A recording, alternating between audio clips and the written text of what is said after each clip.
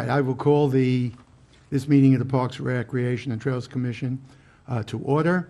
I have 6:05 p.m., and I would ask Margarita to please call the roll. Yes, Commission Chair Marty Rosen, Present. Commission Vice Chair Bill Zimmerman, Here. Commissioner Ken Gaunt, Commissioner Richard Croy, and Commissioner Tom Gidroyce. Here. Thank you. Is there any modification to the agenda? No? No, okay. So we will approve the agenda as is. And, oh, I'm sorry, I jumped across one.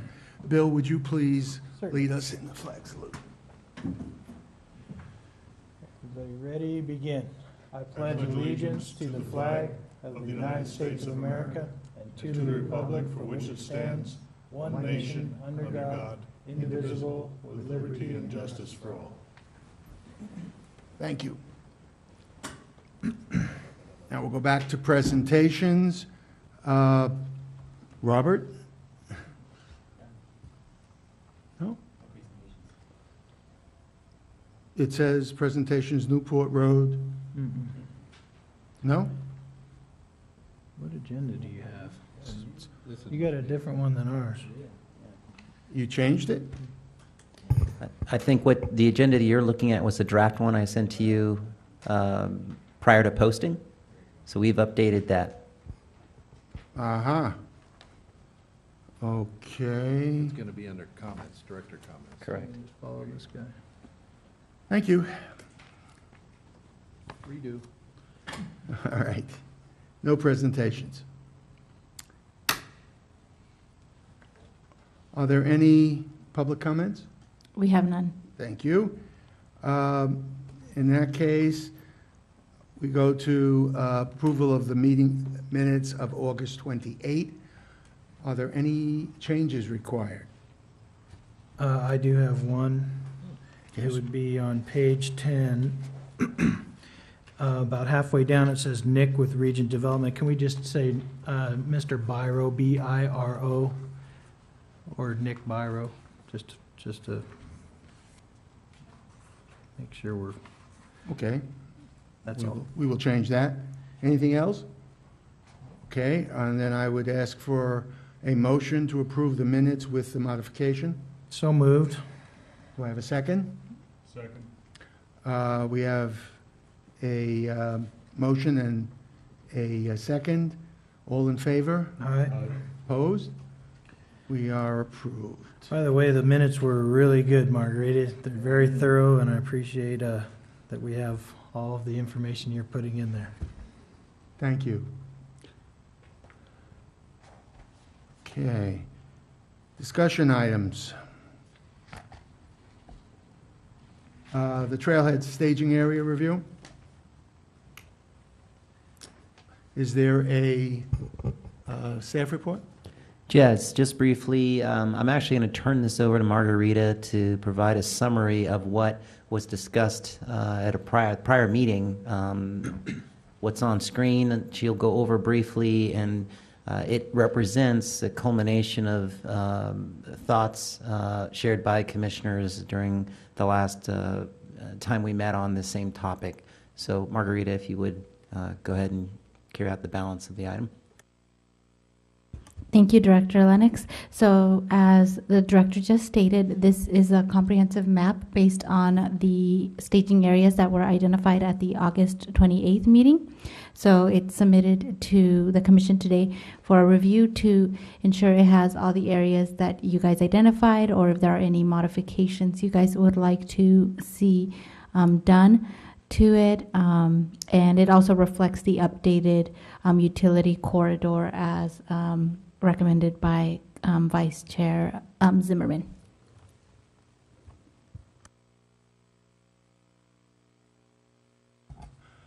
Yes, that does have everything. How are we making it, can we make it move up and down? Only you, okay. All right. But you do have within your backup a copy, a hard copy, color hard copy, so you can view it all at once if you'd like. Okay. Okay, this one, it has been, the one on the screen has been modified from the one that we got last time. So could we please get a new set when you can? I think Okay. Yes. what you have is what we see. Please. The green, the public utility corridor is not as bright, but other than that, it's got the same information. Is it? Yeah. Okay. I see where that is. Okay. Okay, Tom, you wanted to speak? Yeah, I was wondering about Trailmark. In the last meeting, we spoke about Trailmark having some property outside the city boundaries. Did anybody contact them or look into what that is about? I can tell you, I did send, I did send Community Services Director Lennox a link to that and called out a couple of pages. One of them was the trail staging area design that they had in their specific plan, as well as some of the passive uses that they were proposing within the public utility corridors and the transmission line areas. And they've got a couple of really neat drawings in there, and so I don't know if you want to share what your thoughts were on those. Yeah, we did review it briefly. There's some great concepts we can incorporate in some of the staging area ideas for what's planned within the city boundaries. What we intend to do with the collective sites that were recommended by commission is, for ones we know are considered low-hanging fruit, maybe they are within a corridor, maybe they are, the property owner is a willing participant in making that accessible to the public. We can determine if they're within our CIP budgets to develop them in the short term. Others we'll put on the radar to do in a long-term development plan. But the ones that you had submitted serve as great examples. I think in some cases Taj Mahals, but I think in others there was a good mix, I think, of different concepts within that can be presented in any of these locations. So, but yeah, we will continue to flush these out and then come back to the commission with more firm plans to develop them. Thank you very much. Maybe we could see a copy of some of the information when you have it more developed. Yep. Okay, thank you. Rick, you wanted to speak? Yeah, along those same lines, the one on Keller that we were talking about that has the MWD, there's, it's called Murrieta Heights, and that is, I know that project is moving forward through the Murrieta planning process right now. So my question would be, what can we do to make sure that there's good communication between our city and Murrieta and even MWD to make sure it's all coordinated so that nothing gets overlooked and we capitalize on that opportunity as it comes forward? Please, Robert, yeah. Yeah, we can reach out to them. They're obviously going to be much further ahead on the process than we are, but connectivity, I think, is the key with any of the trail systems. And the item, for the most part, focuses on the trailhead and staging areas, but connection for the network is particularly important. So we can reach out to them now and determine where they want to align those. And then as we develop our trail system, make sure that it's a continuation. Yeah, in my experience, it's always better to be way early than jump in after, because these things have a habit of disappearing. Which And I happen to know, because I've spoken to one of the people there, that they have put this on a fast track. They're going to go through it real quick. And the part that concerns me is what they're going to do with the underpass. There are only, in the city of Menifee, there are only 2 places now where you can get by horseback from one side of the 215 to the other. Either at Antelope, okay, which of course at the present time is blocked because of the construction. But, and it will eventually open up when the Salt Creek Trail is open. And the only other place is Keller. Keller goes underneath, okay, over there. I have asked the city council separately to let us have something there, to put something so that we preserve that. All we have to do is keep a dirt trail, nothing spectacular, but something that goes underneath the 215. I'm afraid that when they start realigning the on-ramp and off-ramp, that they're going to undo the underpass. Well, I can speak Right. to that. I have seen the design that they have, and it is not going to be an overpass. It will continue to be an underpass You sure? design, absolutely. And- That's wonderful. Glad to hear that. And it's got a single clover on the southeast corner of the intersection, and then the rest is what you call a spread diamond. Would it be possible for us to sit down with the counterpart, your counterpart at Murrieta, speak to them? Yeah, as I was mentioning, we are going to reach out to them, so we can definitely do that. See if you can't get a meeting of some kind. Uh-huh. You know, something simple, just, thank you. Okay, anything else? Well, coming back to what you're talking about, is this on the engineering drawings for this cloverleaf and so forth? Is it actually in there? Do you recall? No. Okay. The only thing I've seen is preliminary. They haven't done Caltrans spec engineering drawings yet for that. It's being done right now. Okay. But they have drawn in the concept, and at one time it was 4 diamond style, and then now they've changed and they've added the loop on that southeast. So we'll have to keep our hand on the pulse and make sure that doesn't slip away. It's been evolving, but I think we're getting to the point now where they know what they want to do, and so they'll go to engineering design, they'll get a Caltrans approval, and it'll get built. But as far as creating a DG pathway or something like that No, underneath just, there? or- Right now, it's a dirt pathway on both sides, Yeah. okay? And unfortunately, I'm guessing that somewhere underneath the underpass, the locality changes from Menifee to Murrieta. So that as you're going underneath, you start off, you know, going east. If you're going east, you start off in Menifee. As soon as you get past the underpass, you're in Murrieta. If we could speak to them about some kind of a joint thing where we make sure that that trail is maintained, and all that it needs to do is they just have to know that it's there and not destroy it.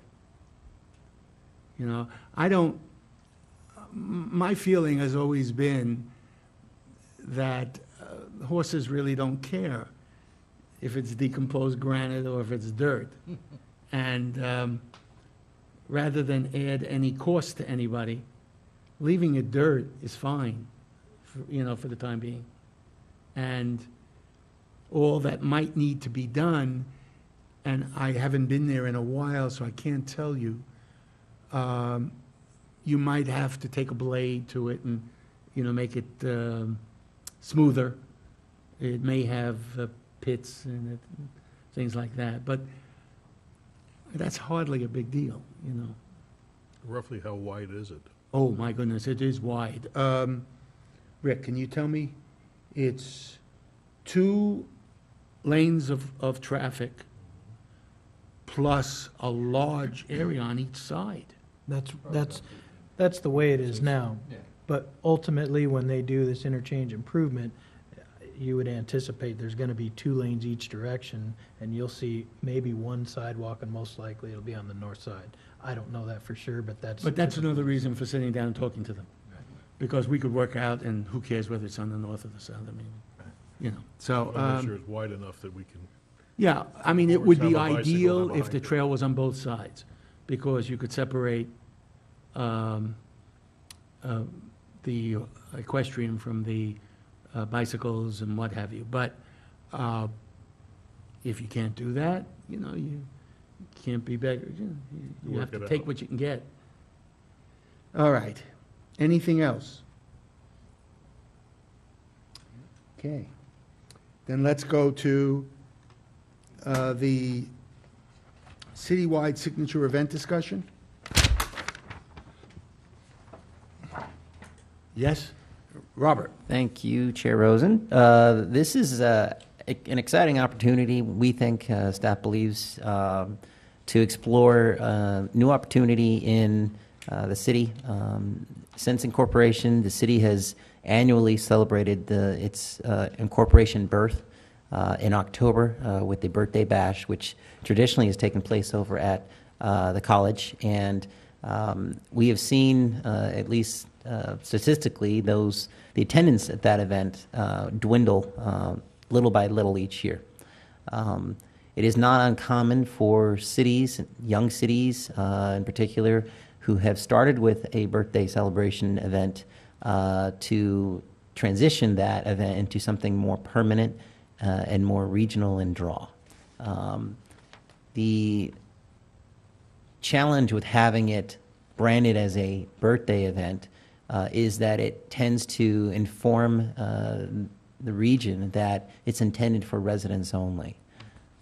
And in order for a city to grow and draw more attention, it needs to host activities that invite regional interests, not just its residents. Certainly, primary focus is always going to be on residents in an effort to improve quality of life. So that should remain. However, the events should be geared towards inviting all and encouraging tourism so that there's a economic stimulus associated with an event. So that's really the intent here. So the staff was putting some thoughts to paper and have been meeting with various groups in town who have been involved in many of these birthday bashes. And we believe there's an opportunity to rebrand the birthday bash into an annual signature festival in town. Ideally, the best thing to do, and for any large festival, it's going to take about a year of planning to ensure you've covered all your bases. I'll refer back to just my own experience and other agencies that put on a few of these similar events, and it usually takes that long, and it usually takes the concerted and combined effort of many folks around the table, not just the city, to put it on in order for it to be successful.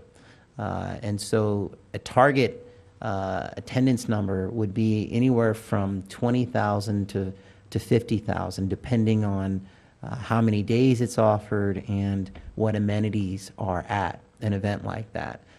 The birthday bash currently draws a few thousand people over the day. Obviously, we'd like to see that go up. And in order to draw more people, you typically have to have some sort of focus. A lot of festivals in other cities will feature a music act. So a nationally recognized music act that is relevant, or even as a revival that's been popular in the past, can draw a significant number of folks from around the region. And so those are people who are coming in with cash in hand, ready to obviously have a good time, but show their family a good time and explore what the city has to offer. And so we would love to capitalize on that and showcase the best that the city has, as well as promote local businesses while they're in town. So the unique portion of this has to do with this development right across the way, right across Newport in the Menifee Town Center. You may recall from a consideration council had a couple months ago, a development agreement amendment for Regent Properties, who is the owner-developer of that project.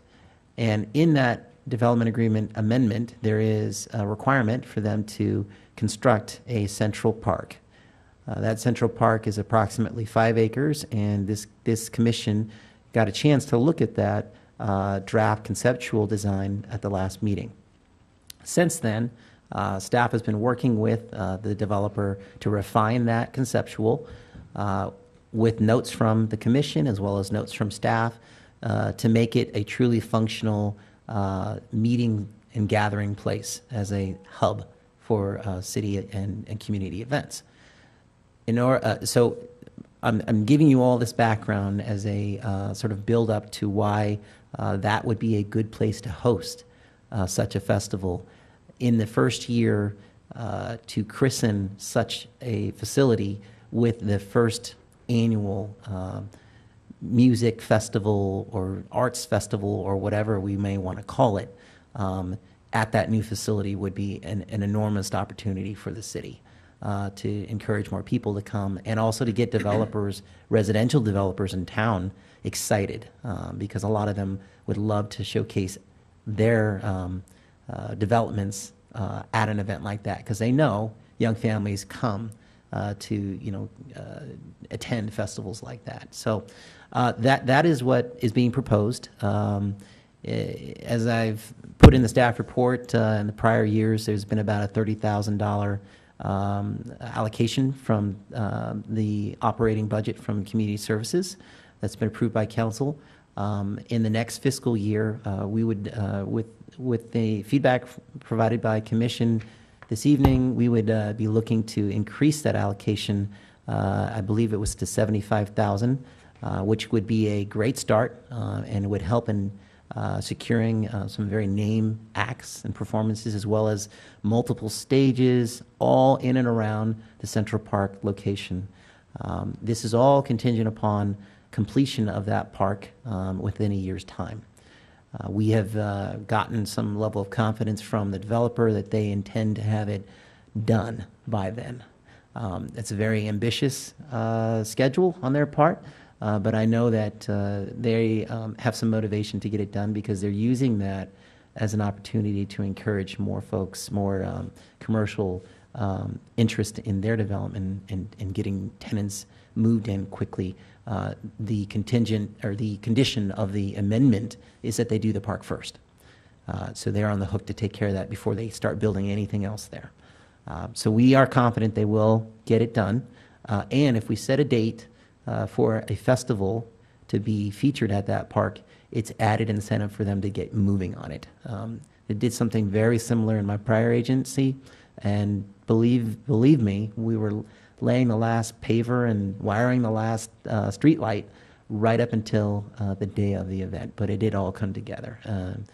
Had we not had the event scheduled, could have drug on, the development could have drug on further, and construction could have kept going, but this really helped really light a fire. So the recommendation is for the commission to consider a signature event at the Central Park location as early as fall of 2015 and provide any additional recommendation that we may take to City Council for such an event. That concludes the report. Could I just ask, in a 5-acre park, traditionally, what do you expect to be able to handle with regard to people? Can you handle that many people in that area? Typically, you can't handle 20,000 plus people just in the 5 acres. What would be critical to the event planning is not just the park, but the surrounding streetscape. So as the park is completed, so will the additional features, landscaping in the right-of-ways, parkways, in and around the roundabout where the oak tree is, as well as that center block, all to be closed off to vehicle traffic, but available for vendors, additional stages, other event attractions throughout. So they're not all focused just in the park. The park proper would be dedicated just to the main stage headline attraction in the amphitheater area. And we would have to choose such a thing, such an attraction? I mean, how would you find out what kind of attractions are available? Sure, it's a good question. typically, for an event like this, we would assemble a planning committee, which would obviously have the city on it, as well as other community groups, service clubs, any and all groups that would like to be interested, because it makes the work a lot easier.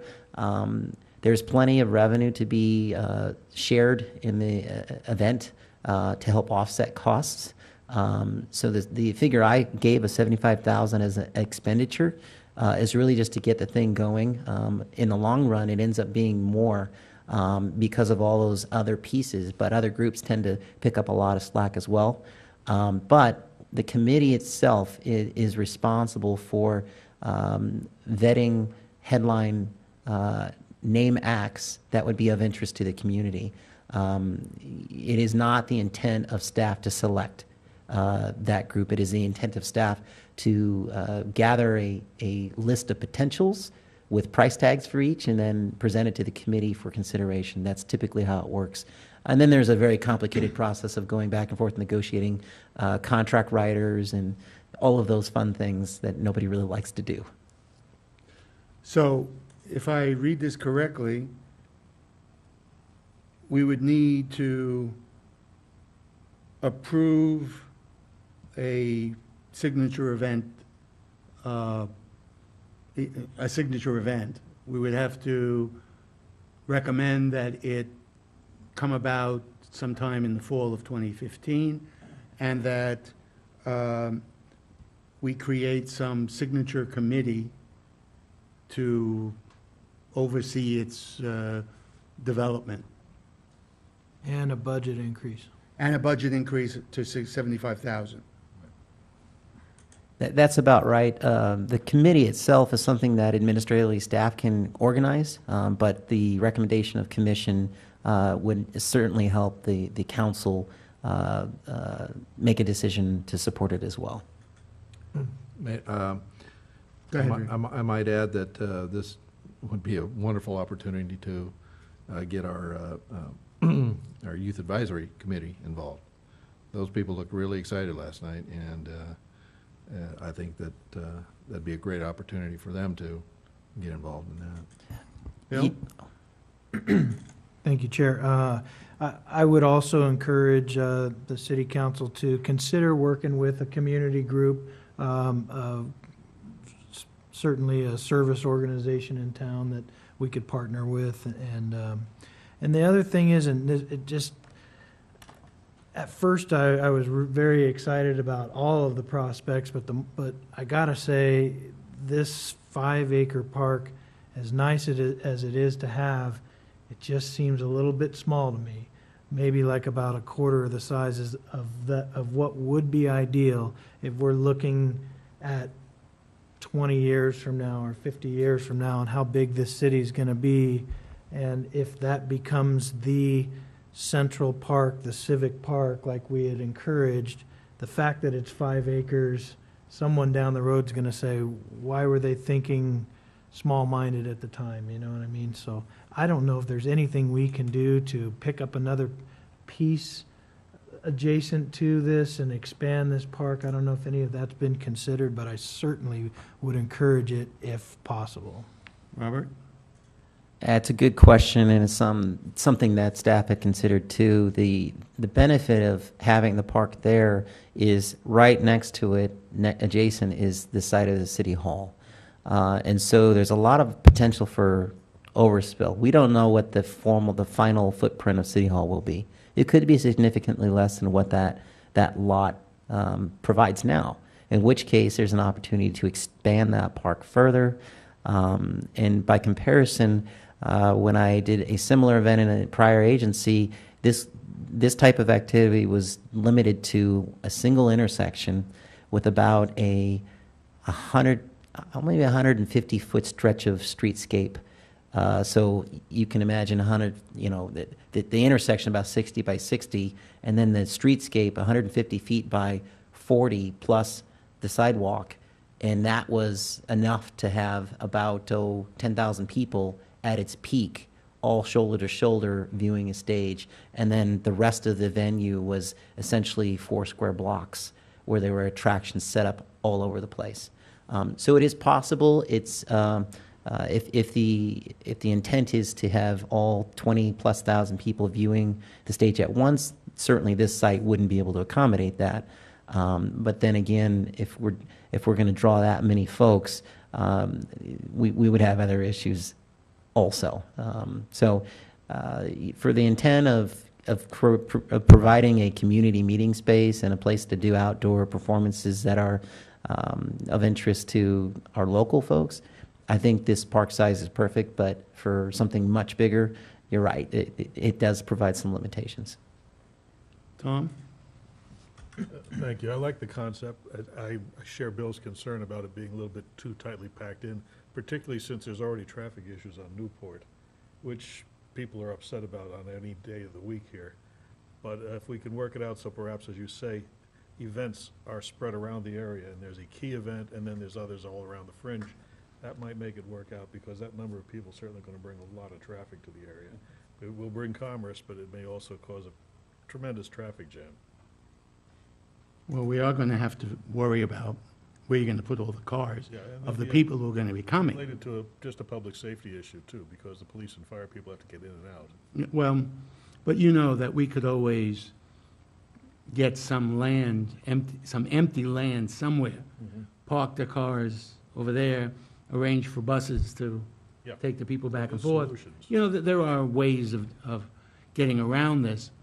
And down the road in years to come, like Bill's focusing on, there could be another venue on the other end of town.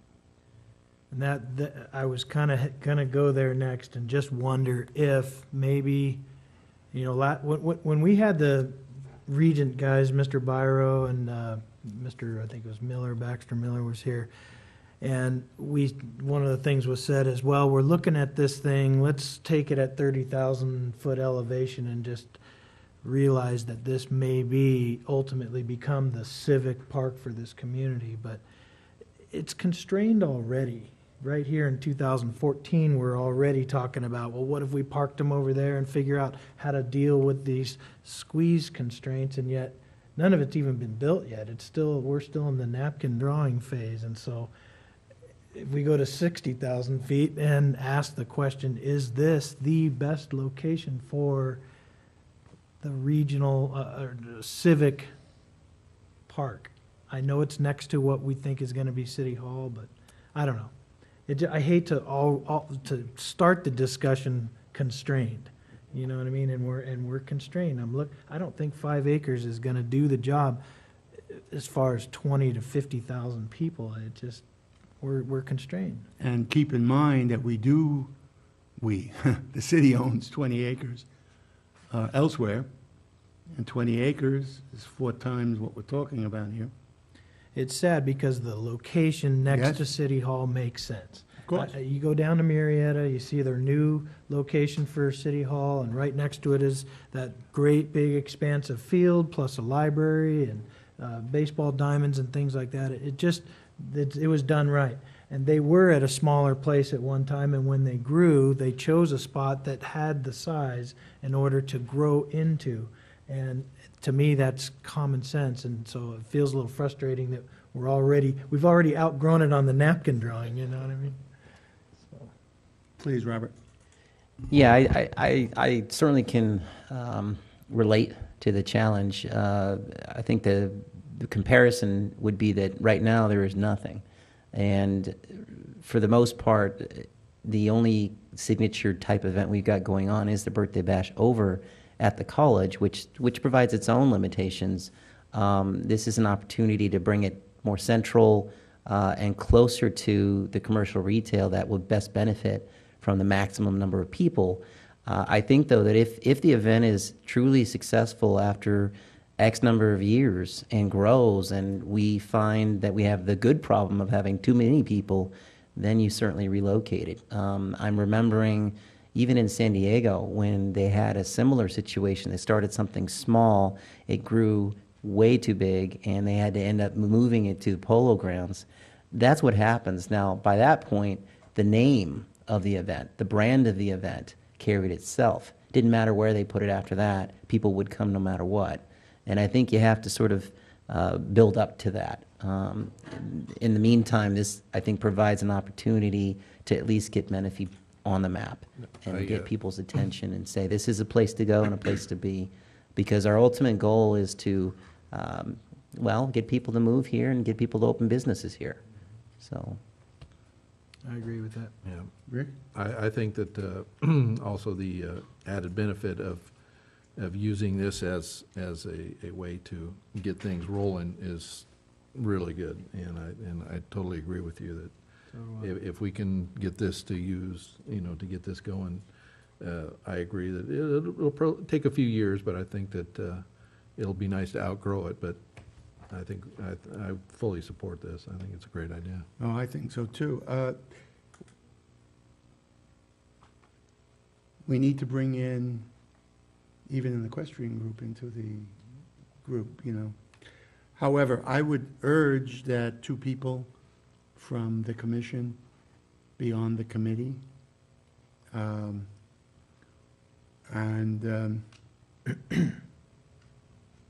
they can, of course, update the commission at any time on what's happening. Or if they need something from the commission, of course, they can bring it up.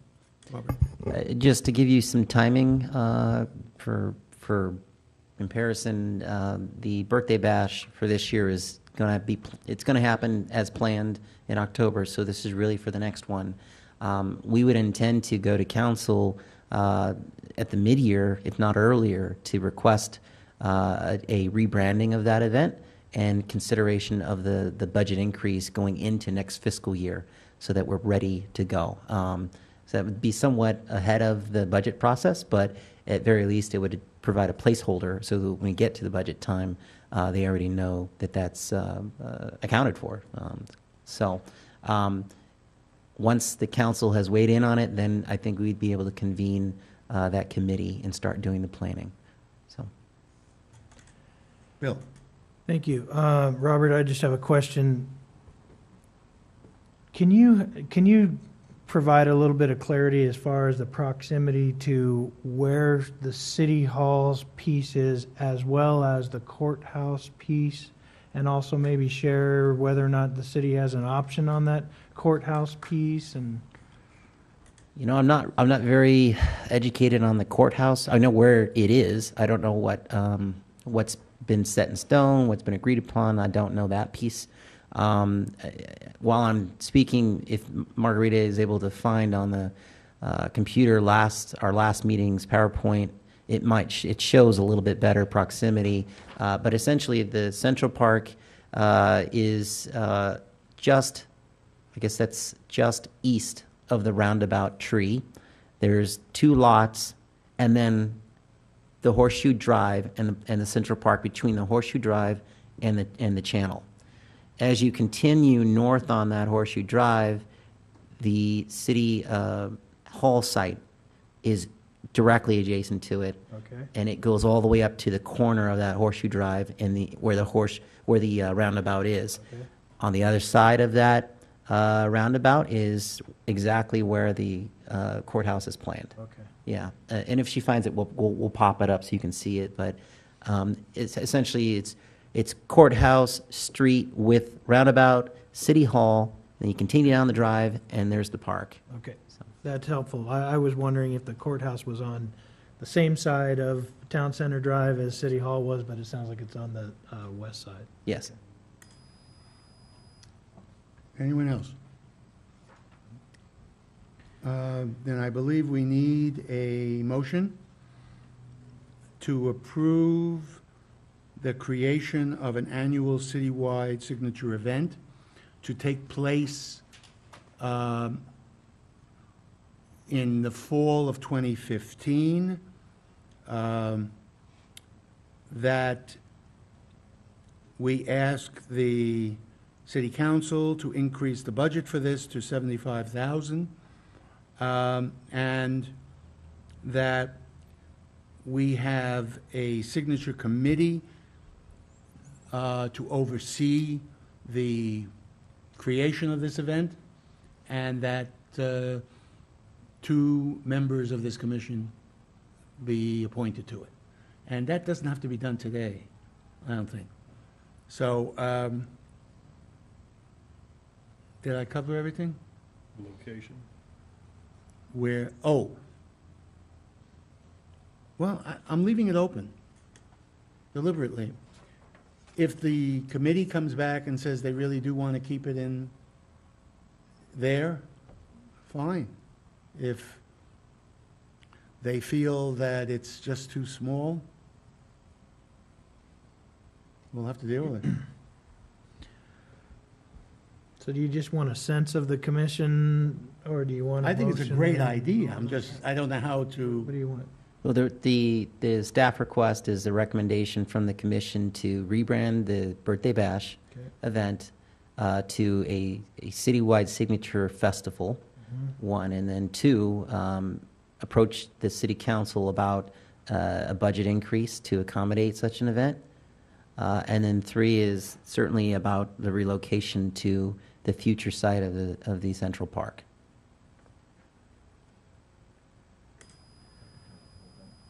Yeah, I'll move as summarized by the Community Services Director. And I'll second. in that case, is there any further discussion? Hearing none? All those in favor? All right. Opposed? Approved unanimously. As a follow-up, any idea or expectation of when we might see the Regent folks coming back with a revised design? Not completely sure. I did receive a revision, but I sent my notes on that back to them. I'm going to check back in next week, and then maybe we can get something back to the commission at the next meeting. Thank you. Mhm. Okay. That brings us to item 8.3, the 20-acre city parcel development. And is there a staff report? Yes, and to kick it off, I'm going to turn it over to Margarita so she can provide some background on the site in question. Margarita? And then she'll turn it back over to me to finish up.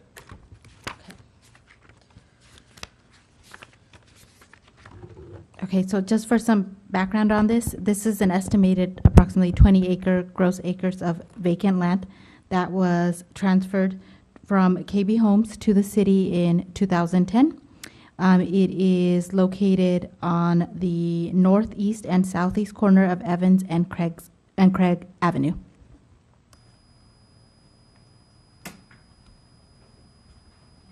And this is a aerial site map of the property being discussed. A little additional background on this as well is back in 2010, when this was brought up to the city management, there was an effort to design this site, both sides, north and south of Craig, to be a city park. The larger vision, if you can go to the next slide, incorporated both sides of the street. And this was provided by landscape architects that were on contract at the time. Incorporated riparian area that drained into a channel. In this version, there was soccer field overlays within that channel overflow, and maintained the riparian piece. This was certainly a Taj Mahal of parks, doing the best they could with the drainage requirement. You can see, though, that with the incorporation of a community center and a pool, actually two pools, splash pad area, and other features, this quickly became a very, very costly concept. The total acreage is not actually 20, it's 17 and change. However, with this type of layout, we're looking at 17 million. So at about $1 million per acre, it certainly is quite an investment. And that didn't include design, engineering, and contingency on the project. So what happened next, if you can go to the next slide, is it got consolidated to the area just north of Craig only. And the reason why it did, one, because of the cost, but two, also because at the time there was a grant available through the state Parks and Recreation Department called Prop 84.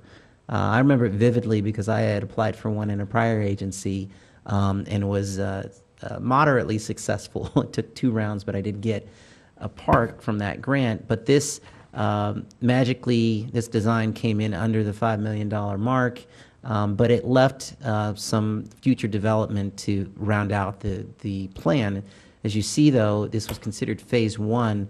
The white blocky area there was left as a pad for a center, community center or aquatic pool house or something, and then the 2 pool sites, the 2 pool locations, a lap pool and a basically a recreation pool just on the other side.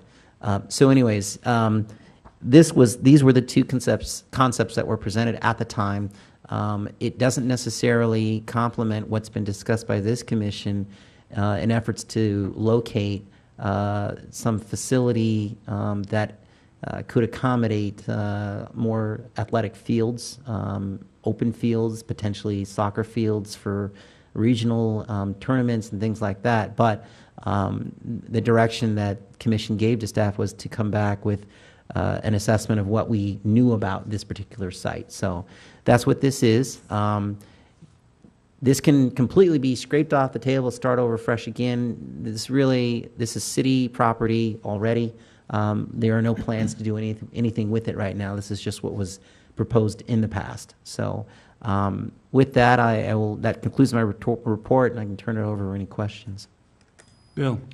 Thank you. So, Robert, at one time, we had approximately 10 acres on each side of Craig, and now this design abandons the south piece and picks up a north piece. Now, is KB amenable to that, and did they make a swap or something, or would we have to purchase that additional 10?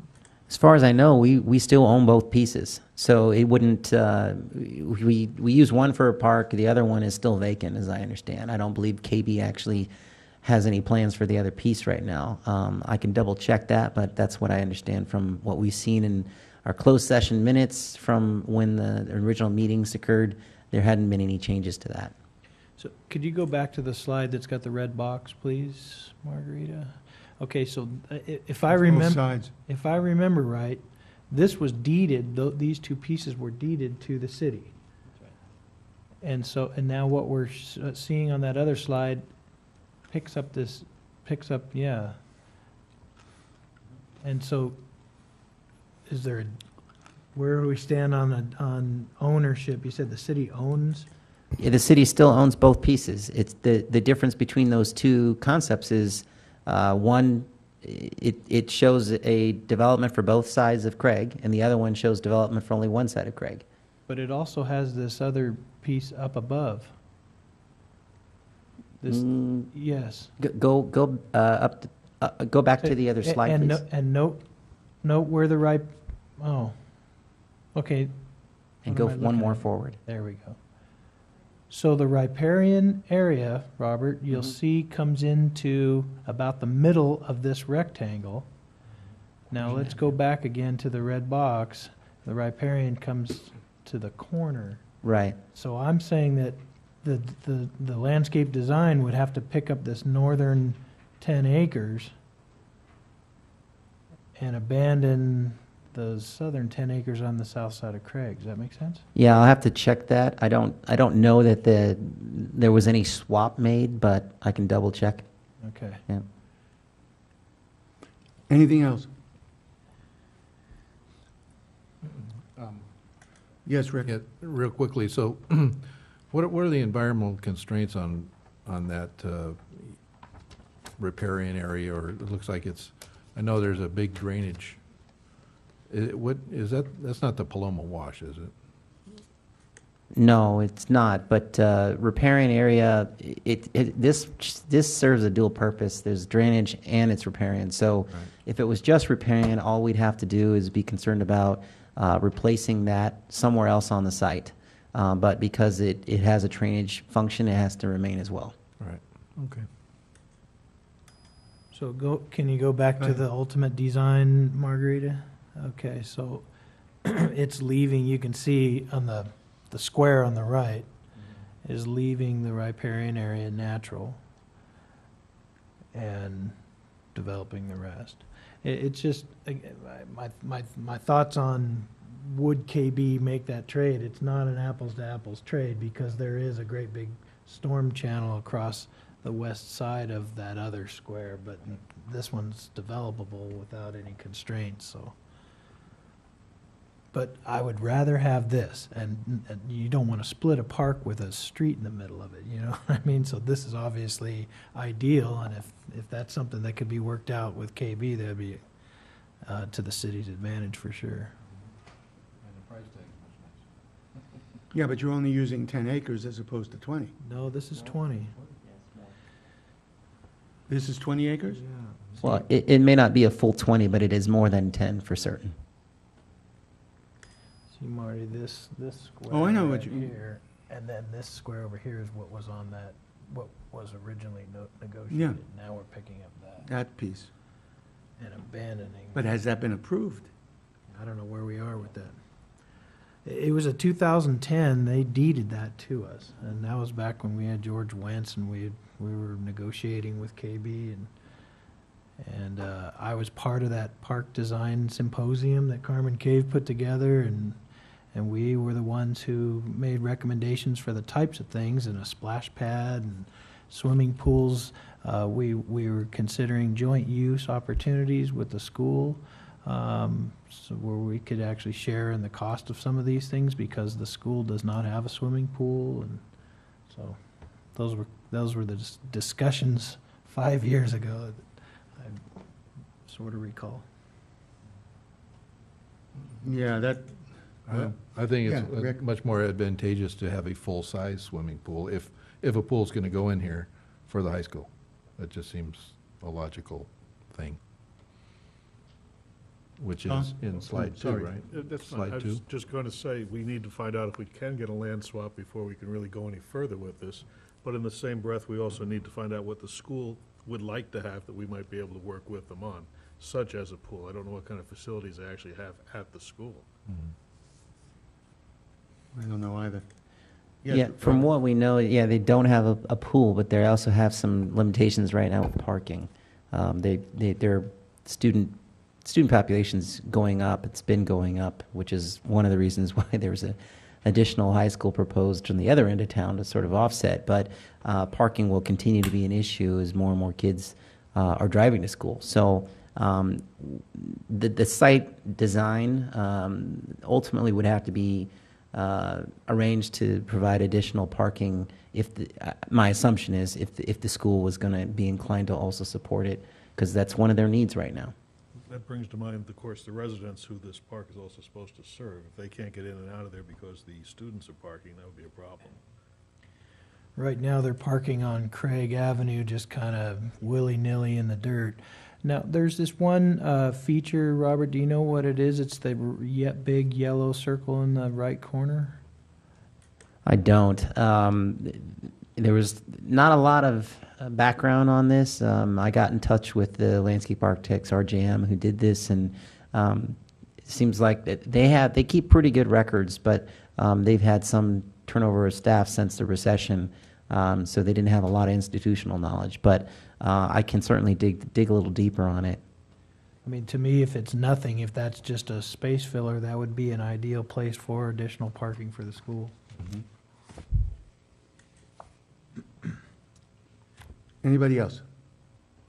Margarita, I would like to get a copy of each of these three maps, please. Okay. I guess a question for all of us while we're looking at this is, do we agree that some of the features that we see on here are what's needed in that part of the community? I'm Or- not sure that we can make any judgments here until we know if this is really, Well, no matter, Available. no I mean, matter you if know. it is or not, Marty, what do you think about if we could give some guidance to staff as far as the kinds of things that are needed in that part of town? Obviously, parking is needed for the school. Swimming pool feature would be good for the school as well. but, you know, it's primarily residential. The whole thing's zoned all around there is medium-density residential, so there'll be a sea of rooftops all around it. You know, If you look at the way it's designed, there isn't a great deal there. You've got, and I don't know what kind of pools those are. You've got, how many fields do you have over there? 3? So, Well, it's two baseball fields with a soccer overlay. Yeah, Yeah, multi-purpose. it's a multi-purpose. Mhm. And that's it. The rest of it is just parking Well, there's or grass, you know. nothing wrong with landscaping. passive space, too. Folks who live in these kind of communities would like to have a place to just go for a walk, I'm sure. Yeah, and you can put some benches here and there, and, I mean, that would be nice, but wouldn't it also be nice to put a couple more fields of one type or another? let me throw this out there. Would it Go ahead, be, Rick. would be a good idea to confer with the high school to see What maybe they would what want? they would like to see? Mhm.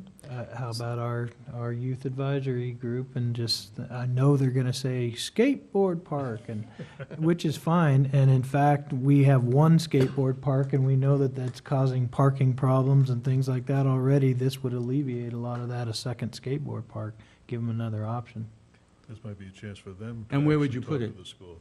In place of where the soccer fields and, Well, something to highlight is this design it is planter and tree intensive, if you just look at it. And so it doesn't have to represent, a final product doesn't have to look like this concept does. This was done, you know, almost 5 years ago.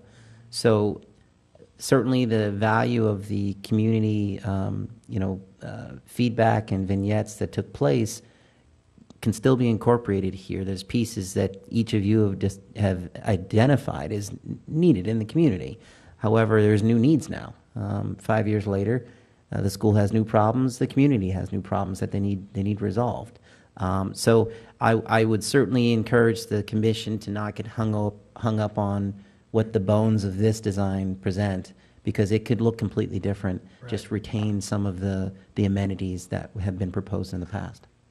In other words, we can talk about what we think would be good to give direction to staff, and then when another architect is brought on board to lay it out, they've got the menu items of the things that, because it's really, I think, one of our responsibilities and roles is to have our finger on the pulse of what's needed, you know what I mean?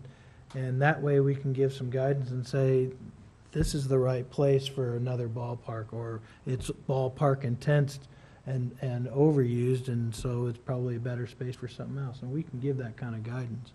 I think the staff's feeling is that we're somewhat ahead of the curveball on this one, because there's been some previous outreach to the community. There's been a couple concepts already developed. Typically, we would refer to or defer to a park master plan that already shows us where we're short. You know, we don't have enough this type of fields, or we need this type of amenities in this area of town. Since we don't have that piece, this is considered low-hanging fruit because of how much work's already been done to gather this information. who on the, at the high school? I mean, certainly the athletic department there would know where, whatever it is that they are in need of. We should ask them, or ask them to come and talk to us. So in the staff report, I've highlighted that staff will reach out to the district, the school district, to meet with them about what their needs are currently and firm those up. I think that's probably a good place to start. So that way, the next time we do come back to the commission, it already incorporates some of their feedback. Excellent. Bill? Yeah, I would reach out to Candace Rains.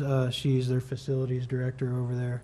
Can you answer a question? You talked about a Prop 84 grant. Were we successful with that? No, not many cities were. And to give you a point of reference, at the time I was in the city of San Bernardino, had applied for a grant in the one of the lowest income areas within the city, and was not successful, whereas other communities like Grand Terrace or Los Angeles, where the right mix of income levels and park acreage shortages were in balance enough to make them more competitive, they received them. Not to say, though, that in the following years, round two, which was the following year, we were successful in San Bernardino. It is a matter of how you craft your application and meet the qualifications. This can also be eligible for other grants through the Department of Parks and Recreation for the state, which Margarita and I have been looking at recently. So there are other options. We have some Quimby monies in fund balance that can be used, but it certainly doesn't approach $5 million. We'd have to be creative. So to summarize, we need to find out if they'll do a land swap so we get this all in one parcel. And we That's have one. to have staff talk to the school district and see what their thoughts are in terms of what they might be able to use this for in addition to the public in general. All right? That's about it. Anything else?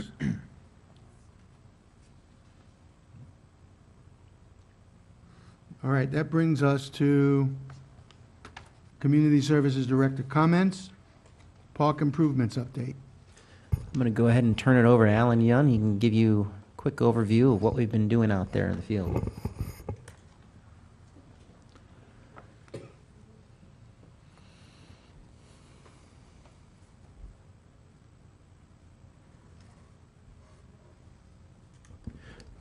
Good evening, Commissioners and staff.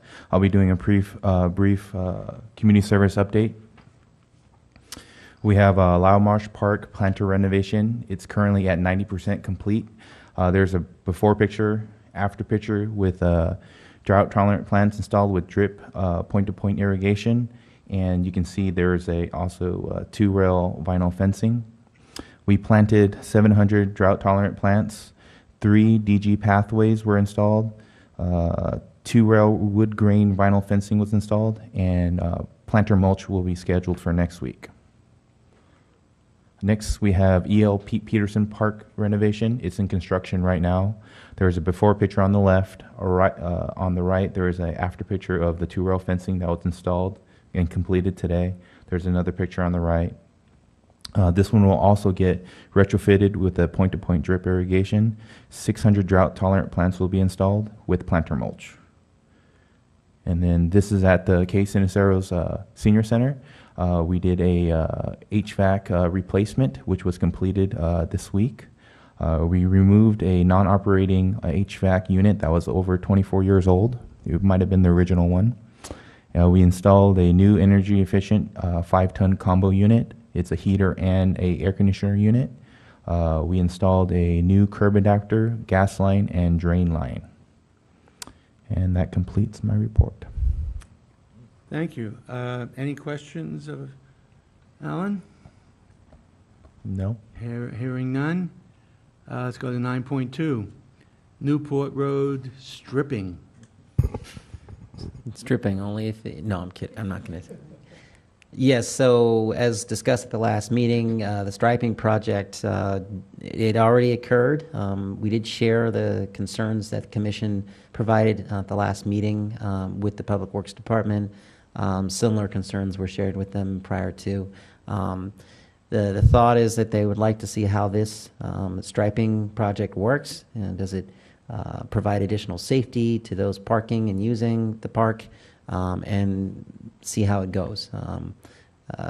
So far, we haven't received any additional complaints or near misses, so to speak, whereas before we were getting them almost daily. It could also, though, be because the kids are in school right now, so there's a lower volume. That is definitely possible. So the users of the skate park tend to be young adults who have graduated. They tend to be a little more careful in the right-of-way anyways. So that could be one reason. But we're going to keep a close eye on it. We did go out and measure those lanes to make sure they met the minimum, and they do, according to California or Caltrans Highway Safety Manual. The minimum bike lane of 6 feet has been met. Parking lane has been met, and so has the path of travel for the vehicle. So That does exist. Just because those are part of the California code doesn't mean that they're necessarily safe for every application. So we are going to keep a close eye on it. But I wanted to make sure you all were updated on the status. Adjacent to the parking lane, though, there is a planter that's part of right-of-way landscaping, not officially part of the park, but certainly part of community services responsibility. Due to the parking along that curb, that planter is starting to it's seen better days.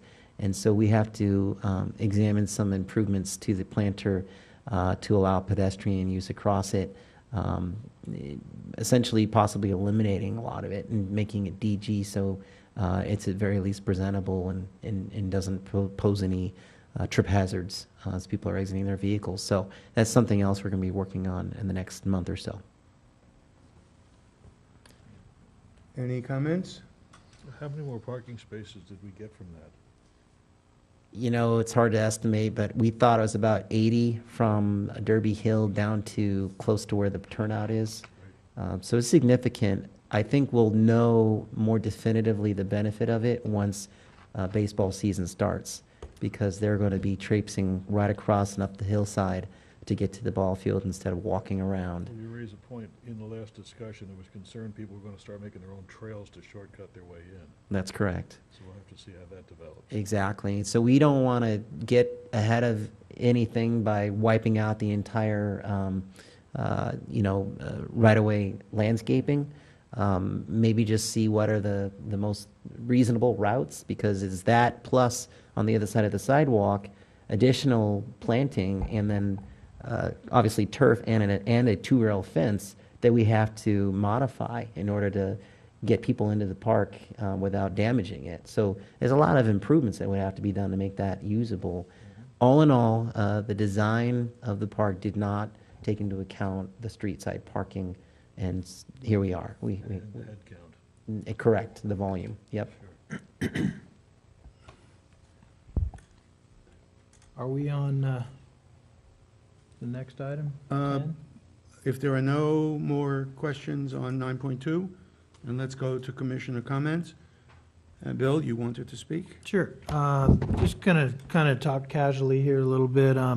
I've been hearing from members of the public and also some of the community groups that I'm involved in that there's a need for meeting space, a place for some of the groups to be able to call their own or be able to reserve a night or something like that for meetings. So that's something, I don't know if it needs to be on our radar screen or be looking for opportunities to create a place like that.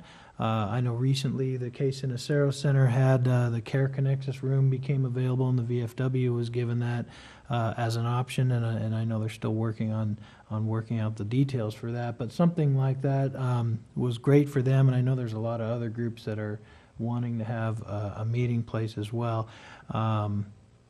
Right now, there's a few of the groups that I'm with that use the Rural Center building. It's over there on Hahn at Garbani. That building's been there for a very, very long time. And just want to let you know that this Saturday at 9:30 at that Rural Center building, there's a Historical Association meeting that's going to have a presentation by Eleanor Martin, and she's going to give the history of that Rural Center building and who built it and why it's there and what it was before that. A lot of you may not know, or maybe you do, but that Louis Nursery that's right against the freeway was the original community center. And so, but anyway, she'll have some great stories, and you're all invited to come to that if you like. And then one other, I guess it's a question. Over in Sun City, on McCall, there's a gas station on the corner that's been abandoned for a long time, and then there's a fire station that's there. And can you give us an update on that? Is it in use, or is that a potential place for communities, groups to use? I see that all the time and just wonder.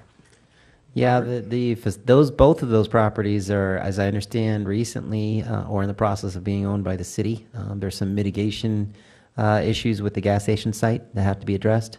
There were some plans to retrofit them for other uses, community use, particularly for the fire station portion.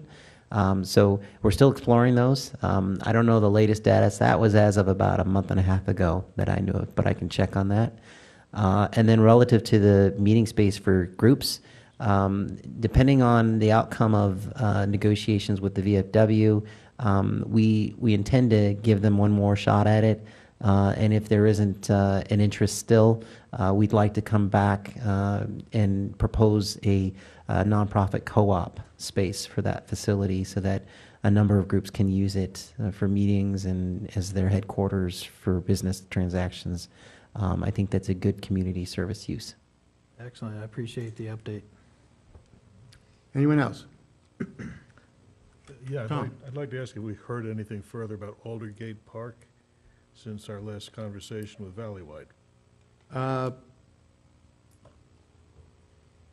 I understand that a budget of some sort was submitted, and I know Robert has it. That budget will be distributed to everybody, and you can take a look at it. The budget that I saw was about 60,000, a little bit under 60,000, and yet people have told me that they're now up to 70,000. So I don't know exactly what's happening. However, I do understand that the people have agreed to do fundraisers to get the park changed. So, Robert, what? Yes, what Chair Rosen's mentioned is absolutely correct. There is a budget which I'll be happy to distribute. It is approximately $60,000. We also are aware of several fundraising efforts for the benefit of developing that park to its fullest. All that we know is, well, a couple things. It is not within our jurisdiction. It was assisted in the beginning by the city with the $5,000 level of support to erect fence around it and convert it for dog park use, but since then the city has not been involved. But I will distribute that budget, and then I think that the main concern we've heard from the community is that it's great to have that sort of Taj Mahal, big dog, small dog park experience, but the scope of improvements that were being proposed may have been in excess of what was actually needed, so the price tag didn't really match the need, is what I'm hearing. I have an impression, but I remember them coming and speaking to us and asking if we could, interface with Valleywide about this, so that's why I Yeah, asked. yeah, absolutely. You have those pages to give to everyone? Yeah, I will, absolutely. Okay. One other question about Valleywide. Go ahead, Since the but- hun- Okay, next week. Since the 100,000 was authorized so that they could do the maintenance side of the contract, how much money has been spent? Yeah, thank you for asking that. While I'm speaking of it, if Margarita can pull up the community services update from last night, so you guys can take a look at it for those who weren't able to attend the meeting. So far, in additional work in September, it's been a very modest start of $3,500.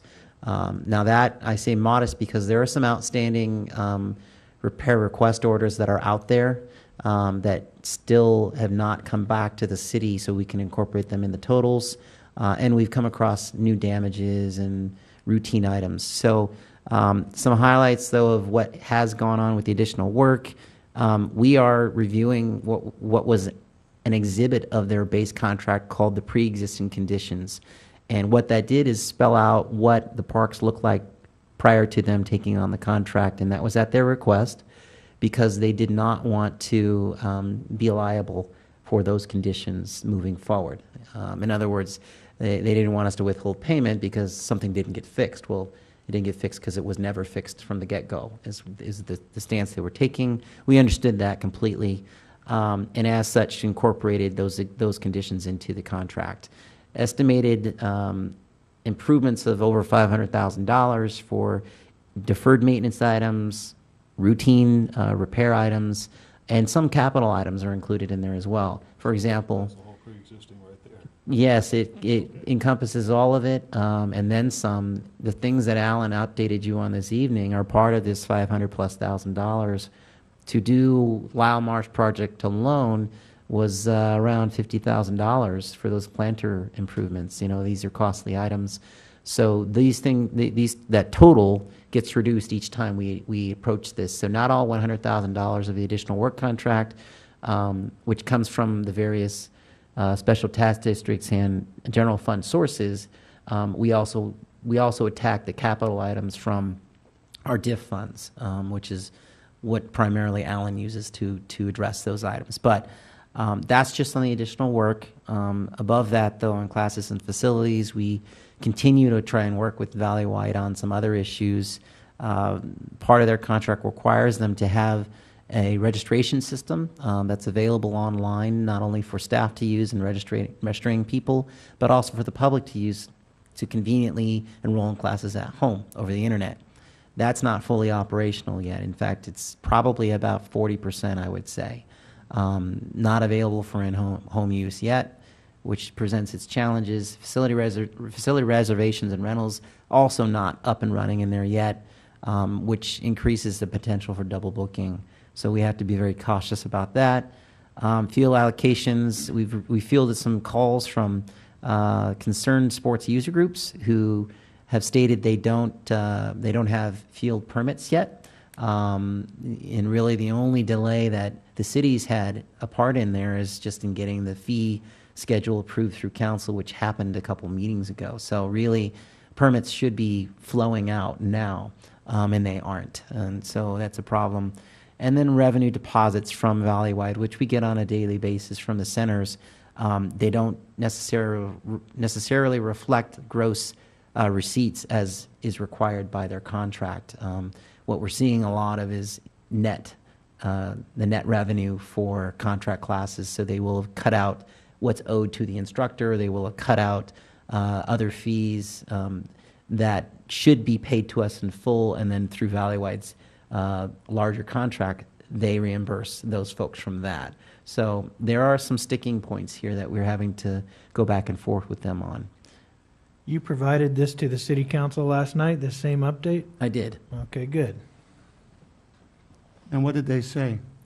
Not too much. I think there was a pointed question about what pre-existing conditions really meant, and so I had to elaborate a bit, just like I did tonight, and whose responsibility those were. Ultimately, they're the city's responsibility. We're liable, so we have to hold Valley-wide accountable to doing them as they're paid to do them, pretty much. Let me make a pointed statement, like Harpo Marx used to say, you're going to have to get a tough with them. That's right. Has Valley-wide improved as far as the receipts go? Has there been are they cooperating with us? There is a ongoing dialogue. No door has been shut. They're amenable to listening, and we will be sitting down with them to go over facility rentals, field allocations, and classes, in particular with instructors, to set up agreements that identify a revenue share with an instructor, so it's very transparent, whereas in the past it has not been. Okay. Yes. So yes, there is still dialogue. Anything else? I just would like to say, I'd like to see that happen sooner than later. I'd like to see the books. I would like to see an all-inclusive Parks and Rec department run by the city. And that's where we were headed, and that was the direction that our council gave to our city manager during their visioning session, and somehow the whole damn thing went off the rails. And it ticks me off because it went off the rails in Wally's living room, and that's no place for those kinds of discussions to happen. So we are all suffering from that kind of leadership. However, I would caution Commissioner Zimmerman not to bring politics into it. I'm just bringing facts into it. Yeah, you know what I mean. Anyway, any other commissioner comments? Future agenda requests. I'm going to request that we ask Villa Chardonnay to speak to us. They are the largest large animal sanctuary in Riverside County. They are at the present time housing some 270 animals. And I have submitted to everybody a charity auction that they're about to have on Saturday, October 11. And I urge you to try to attend. Now, while they are located in Temecula, actually just at the beginning of wine country, they do actually bring, or I should say, take care of all animals within Riverside County. So they have animals that they've acquired from everywhere. But I would like to speak to them. They are, of course, like any nonprofit, are having their difficulties, and hopefully we can get them to speak to us whenever. Okay? Anything else? We'll add to the future agenda items, depending on the outcome of the former Care Connexus building, we'll add that as a future agenda item. Very good. Is there anything else? Not hearing anything, I will ask for a motion to adjourn. So moved. Second? All in favor? Aye. We are adjourned.